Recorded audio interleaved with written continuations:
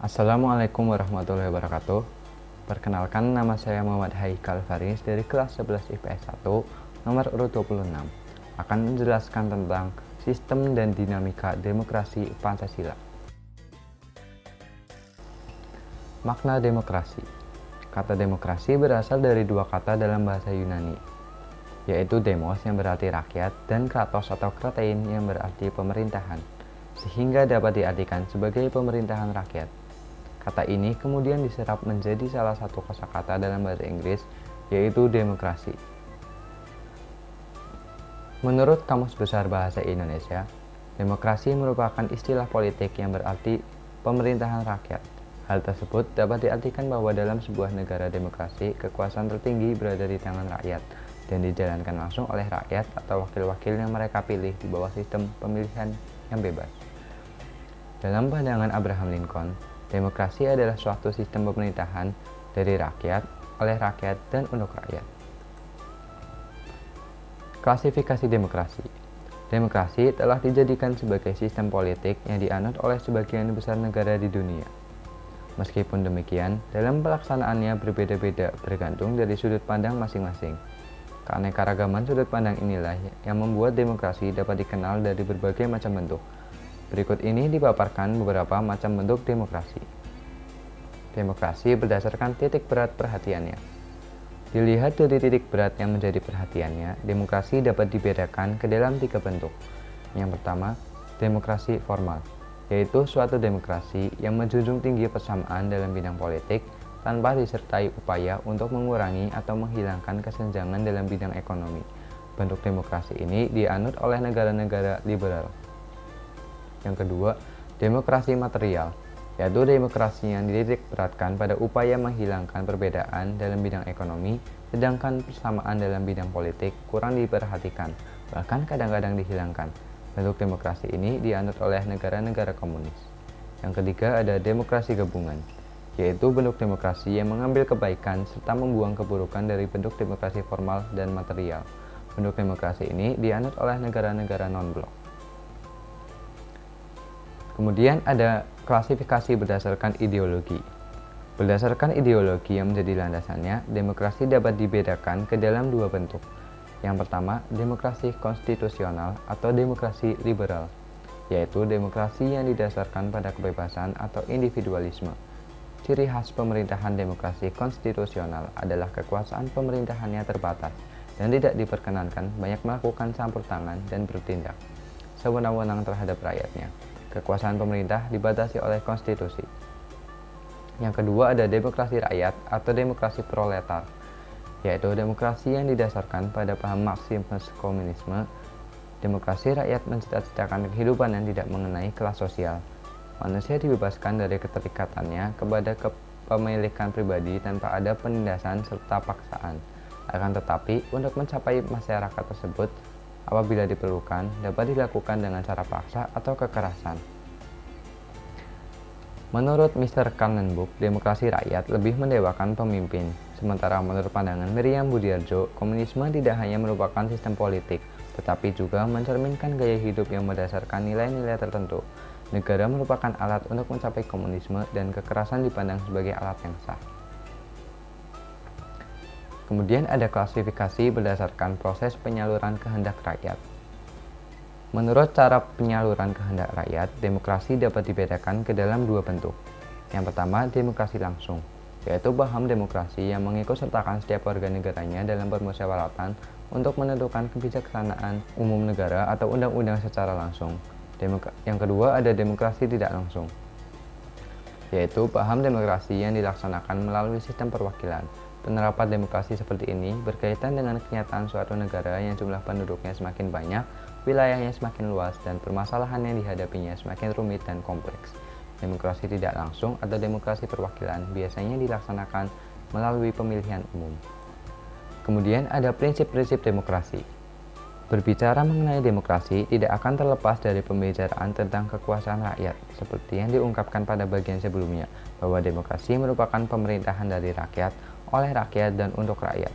Secara eksplisit ditegaskan bahwa rakyatlah pemegang kekuasaan yang sebenarnya. Demokrasi sebagai sistem politik yang saat ini dianut oleh sebagian besar negara di dunia tentu saja memiliki prinsip-prinsip yang berbeda dengan sistem yang lain. Henry Bimayo, sebagaimana dikutip oleh Miriam Budiarjo dalam bukunya yang berjudul Dasar-Dasar Ilmu Politik, mengungkapkan prinsip dari demokrasi yang akan mewujudkan suatu sistem politik yang demokratis. Adapun prinsip-prinsip tersebut sebagai berikut: menyelesaikan perselisihan dengan damai dan secara lembaga, menjamin terselenggaranya perubahan secara damai dalam suatu masyarakat yang sedang berubah, menyelenggarakan pergantian pemimpin secara teratur, membatasi pemakaian kekerasan sampai minimum, mengakui serta menganggap wajar adanya keanekaragaman, menjamin tegaknya keadilan. Kemudian, menurut Alamudi, sebagaimana dikutip oleh Sri Wuryan dan Saifullah dalam bukunya yang berjudul Ilmu Kewarganegaraan, suatu negara dapat disebut berbudaya demokrasi apabila memiliki struktur guru demokrasi sebagai berikut: kedaulatan rakyat, pemerintahan berdasarkan persetujuan dari yang diperintah, kekuasaan mayoritas, hak-hak minoritas, jaminan hak-hak asasi manusia, pemilihan yang bebas dan jujur, persamaan di depan hukum, proses hukum yang wajar, pembatasan pemerintahan secara konstitusional, pluralisme sosial, ekonomi dan politik, nilai-nilai toleransi, pragmatisme, dan politik. Dinamika penerapan demokrasi Pancasila. Prinsip-prinsip demokrasi di Indonesia. Bagi bangsa Indonesia, pilihan yang tepat dalam menerapkan paham demokrasi adalah dengan demokrasi Pancasila.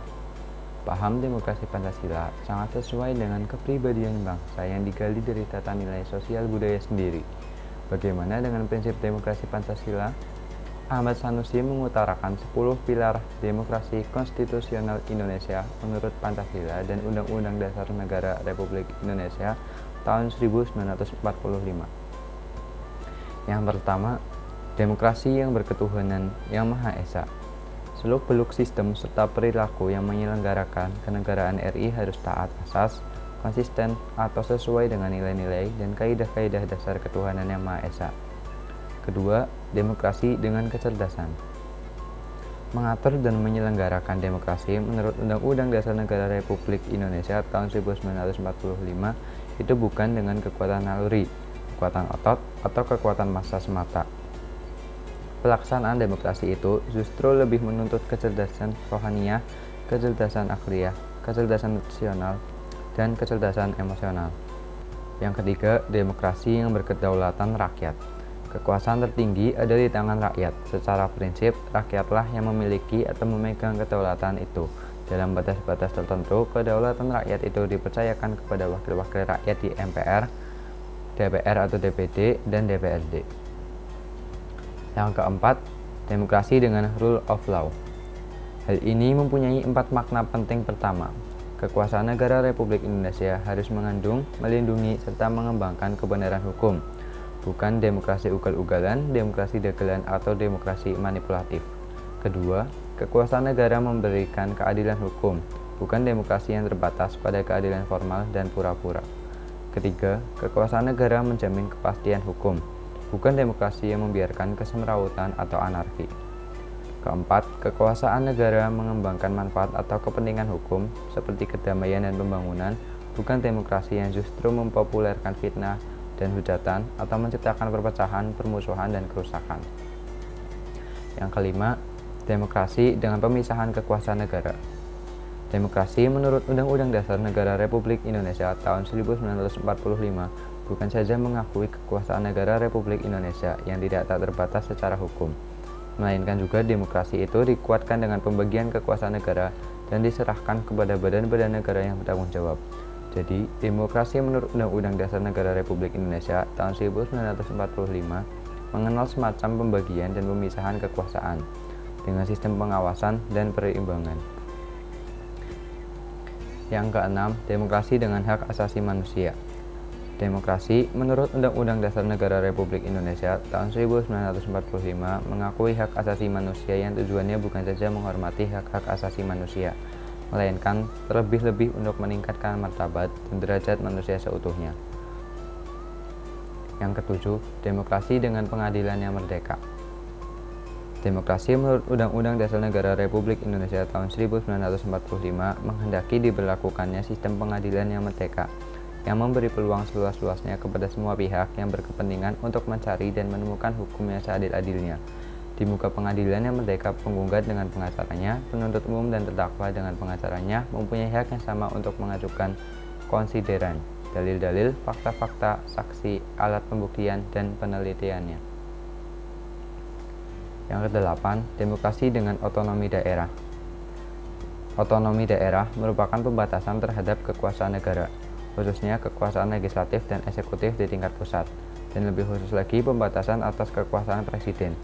Undang-Undang Dasar Negara Republik Indonesia tahun 1945 secara jelas memerintahkan dibentuknya daerah-daerah otonom pada provinsi dan kabupaten kota.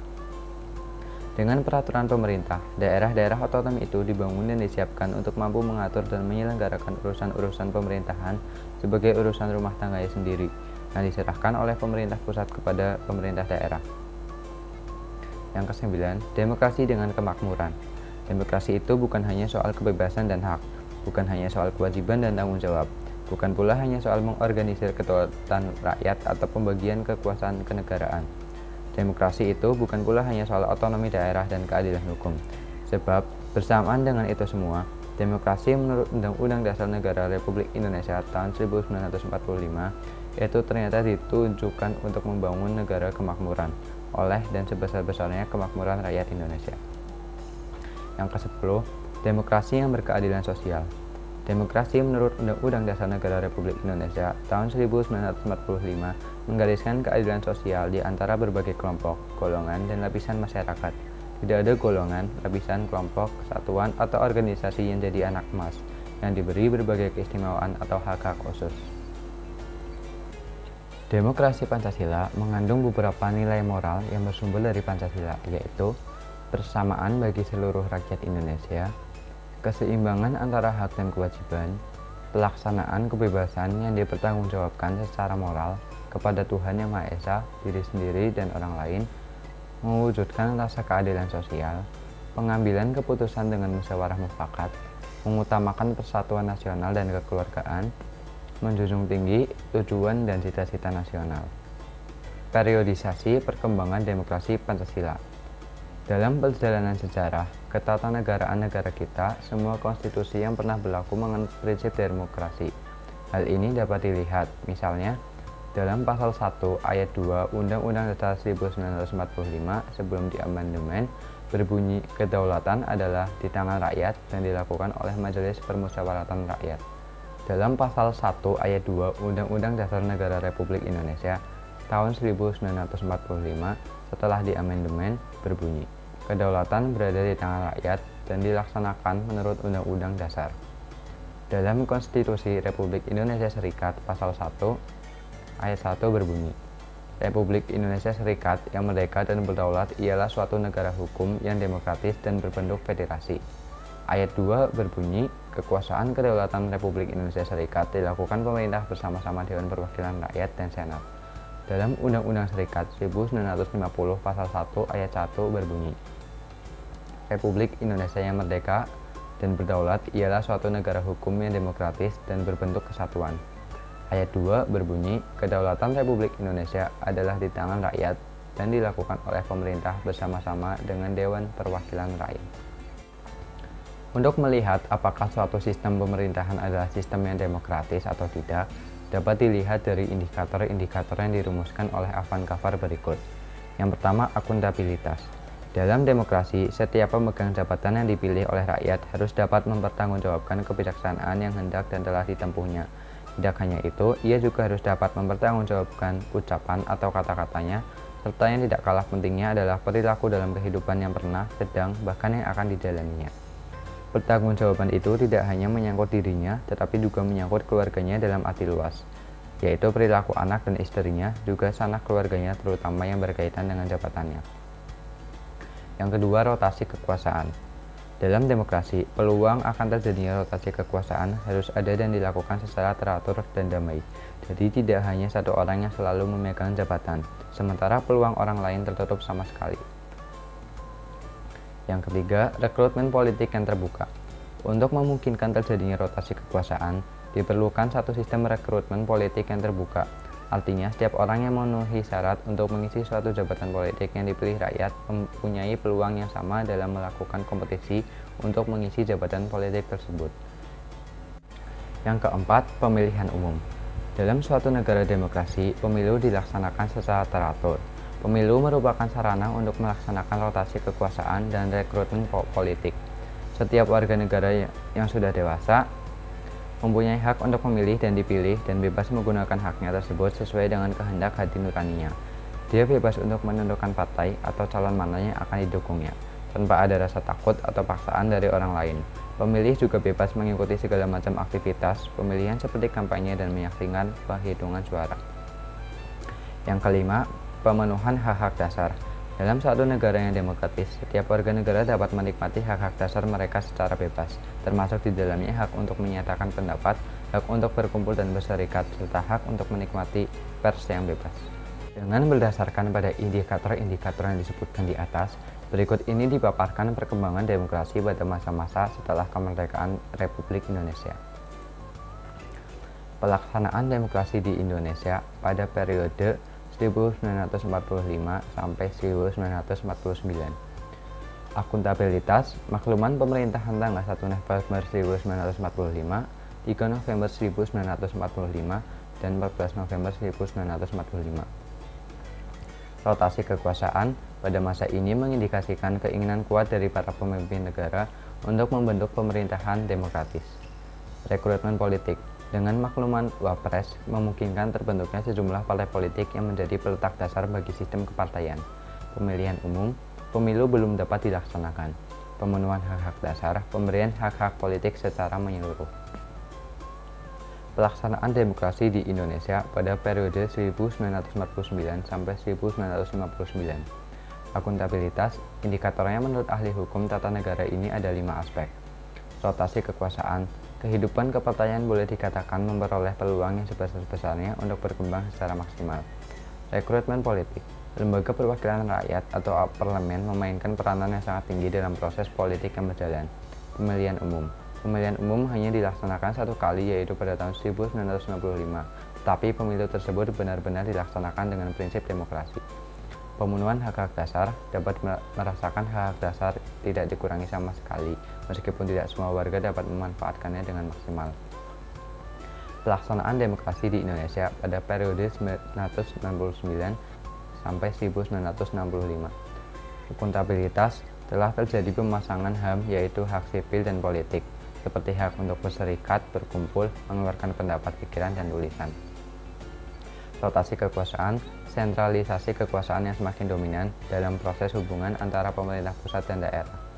Rekrutmen politik, rekrutmen dilakukan dengan tertutup.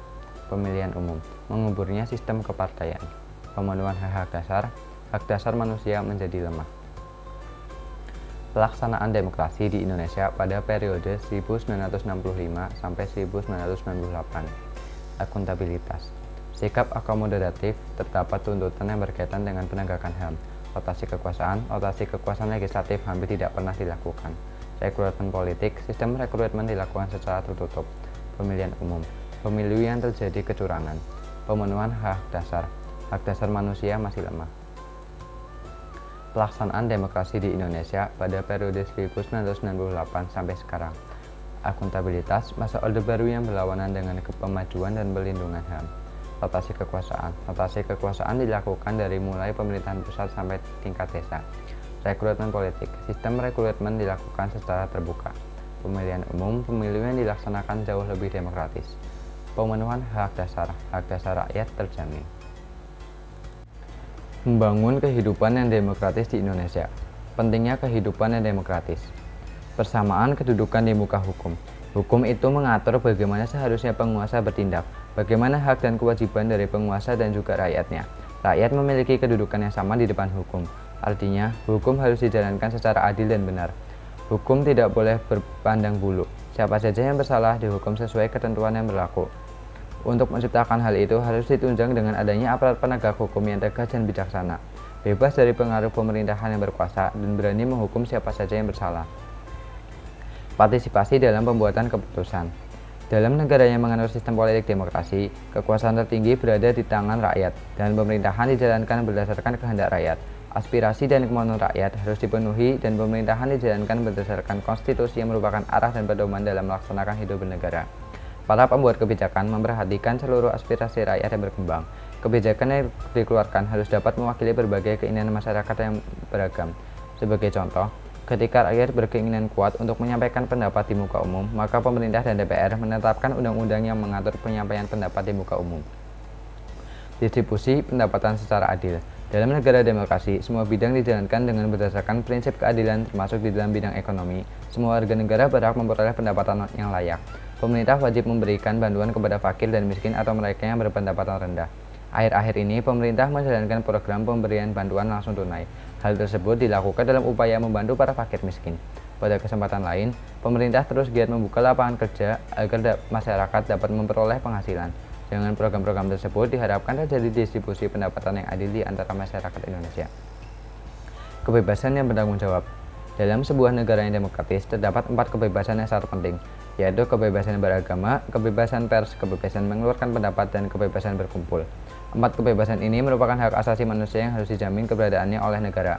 Akan tetapi dalam pelaksanaannya meski bertanggung jawab, artinya kebebasan yang dimiliki oleh setiap warga negara tidak boleh bertentangan dengan norma-norma yang berlaku. Dengan kata lain, kebebasan yang dikembangkan adalah kebebasan yang tak terbatas, yaitu kebebasan yang dibatasi oleh aturan dan kebebasan yang dimiliki oleh orang lain. Perilaku yang mendukung tegak-tegaknya nilai demokrasi. Membiasakan diri untuk berbuat sesuai dengan aturan main atau hukum yang berlaku, membiasakan diri untuk bertindak demokratis dalam segala hal, membiasakan diri untuk menyelesaikan persoalan dengan musyawarah, membiasakan diri untuk mengadakan perubahan secara damai tidak kekerasan, membiasakan diri untuk memilih pemimpin melalui cara-cara yang demokratis, selalu menggunakan akal sehat dan hati nurani dalam musyawarah, selalu mempertanggungjawabkan hasil keputusan musyawarah kepada Tuhan Yang Maha Esa, masyarakat, bangsa, dan negara, bahkan diri kita sendiri. Menuntut hak setelah melaksanakan kewajiban, menggunakan kebebasan dengan rasa tanggung jawab, menghormati hak orang lain dalam menyampaikan pendapat, membiasakan diri memberikan kritik yang bersifat membangun. Sekian penjelasan yang saya sampaikan. Terima kasih. Wassalamualaikum warahmatullahi wabarakatuh.